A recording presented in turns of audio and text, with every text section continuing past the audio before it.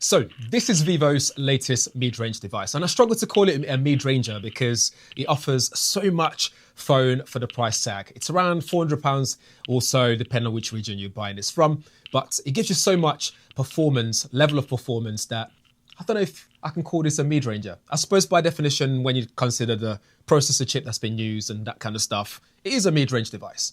Let's talk about it. In the box, it comes with everything that you need to get started. So you get your device, you get a silicone case. There's also a SIM ejector tool, which you need to keep hold of and not lose it, because you're going to need that to get into your SIM card tray whenever you need to change SIM cards. And you also get a USB-A to USB-C cable for charging and data transfer.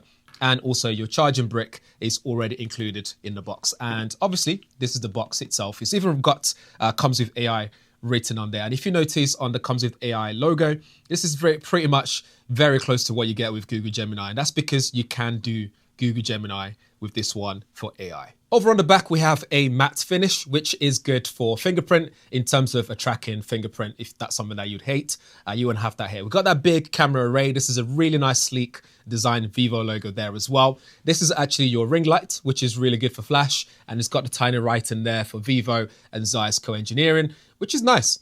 This has 50 megapixel dual camera, which we'll talk about more shortly, but generally it looks really nice on the back. I love what they've done here. Over on the side, we have a plastic frame, although we have an illusion that this is aluminium just to give you a bit of a premium feel, but this is plastic. There's power button there, volume rocker there, but it's got a nice curvature to it as well, which gives it a nice, comfortable feel when you hold it in hand, which is really nice. The edges are curved as well, so you get a nice rounded corner just all around it, which feels really nice in hand, especially when holding it for a long period of time. On the other side, there's no buttons there, just sits flush. And then up top, we have IR blaster and what I assume is your microphone. This has dual stereo speaker setup as well, which is nice. And it sounds really good as well. It's not too bad for the price point. And over on the bottom, we have the USB-C port, speaker grill, and your SIM card tray as well. Over on the front, we have a 6.77-inch AMOLED display that's nice and sharp, vibrant. The contrast looks really good. The blacks and everything looks really good. We also have our front-facing camera just right up top there with our hole punch display. And this is a Gorilla Glass display, which they haven't specified which actual version it is. And this is IP68 and IP69 water and dust resistant. And that means you can use it without worrying about water or dust out and about, even splashes as well. This is 7mm thick, so it's nice and slim. It's pretty slick. I like the design, and I like this color as well, and the kind of finishing that they're going for. And even this camera design on the back, I think it looks really good.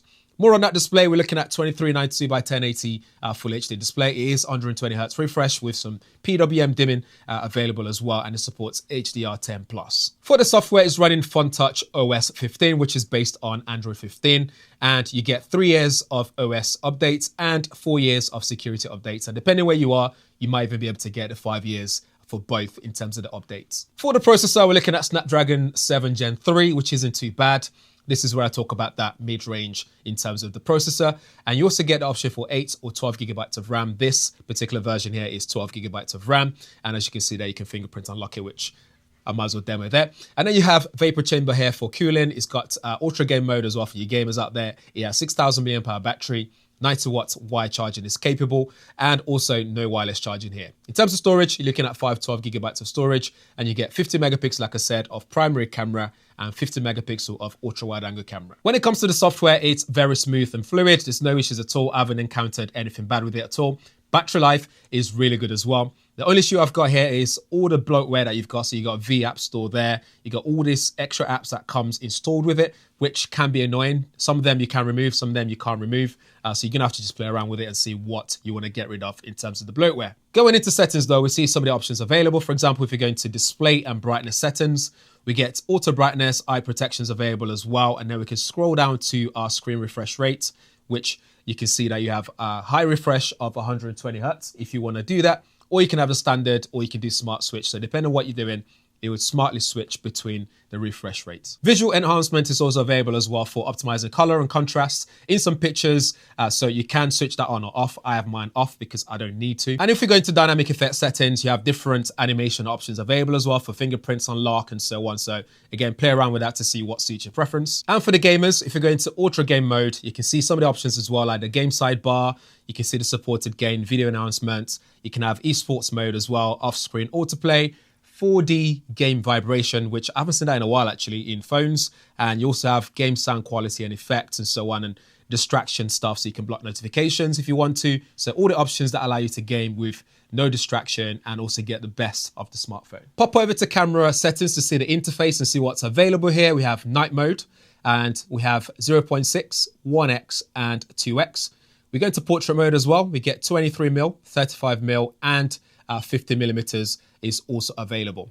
We go into photo. We have 0.6, 1x, 2x, and obviously you can go further in terms of that digital zoom if you want to do that. But once you go past 3x, it starts to get a bit noisy and not the best of quality.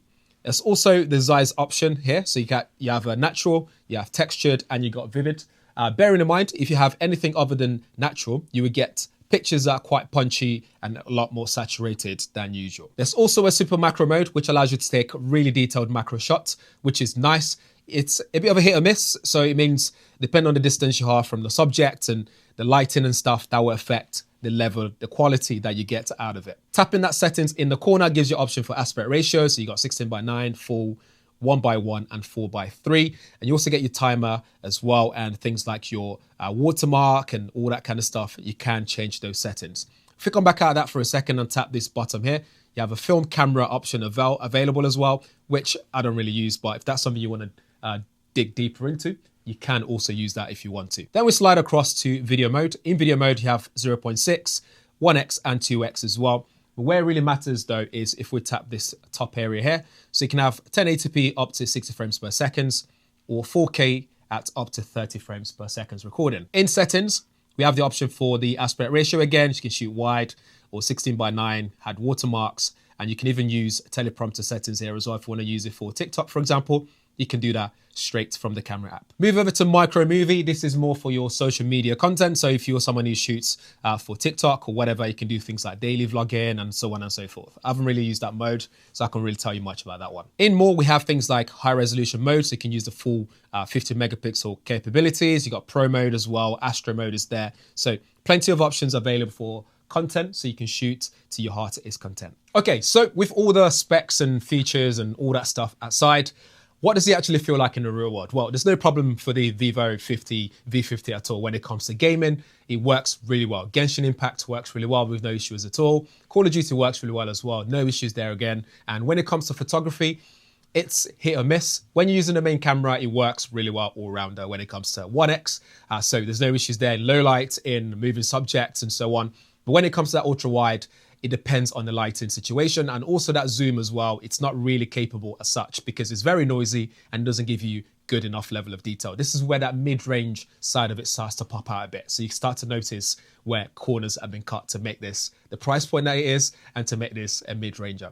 When it comes to videos, it shoots really good videos as well, but stabilization is hit or miss, is not really that good, but it's there if you need to shoot content for your social media or just something that you want to keep for yourself in memory. So video capabilities there, you can shoot 4K at up to 30 frames, which isn't too bad at all.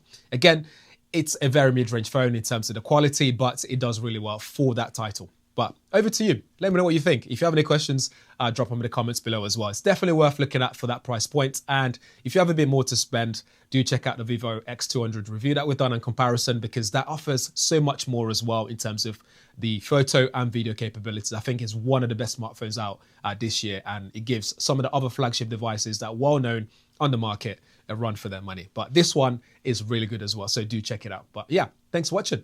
See you in the next one.